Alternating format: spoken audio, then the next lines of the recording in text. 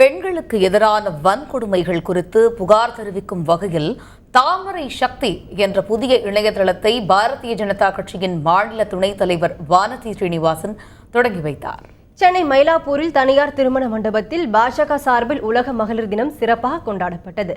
இதன் ஒரு பகுதியாக பெண்களுக்காக தாமரை சக்தி என்ற இணையதளத்தை அக்கட்சியின் மாநில துணைத் தலைவர் வானதி ஸ்ரீனிவாசன் தொடங்கி வைத்தார்.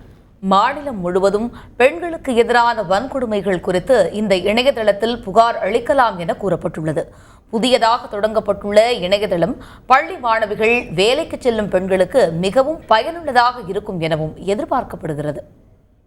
பெண்கள் சந்திக்கக்கூடிய பிரச்சனைகளோ அல்லது அவர்களுக்கு ஏற்படக்கூடிய நலத்திட்டங்களோ எதுவாக இருந்தாலும் ஒருங்கிணைந்த முறையில் எடுத்துச் செல்வதன் மூலமாகத்தான் சமுதாயத்தில் ஒட்டுமொத்த முன்னேற்றத்தை எடுத்துச் செல்ல முடியும் என்பதால் தான் வேலை வாய்ப்பிலிருந்து அடிப்படை கட்டமைப்பு வசதிகள் வரை இது எல்லாமே இந்த வளர்ச்சி என்பது பெண்கள் கையில் சென்று சேர வேண்டும் என்று அரசாங்கம் நினைக்கிறது.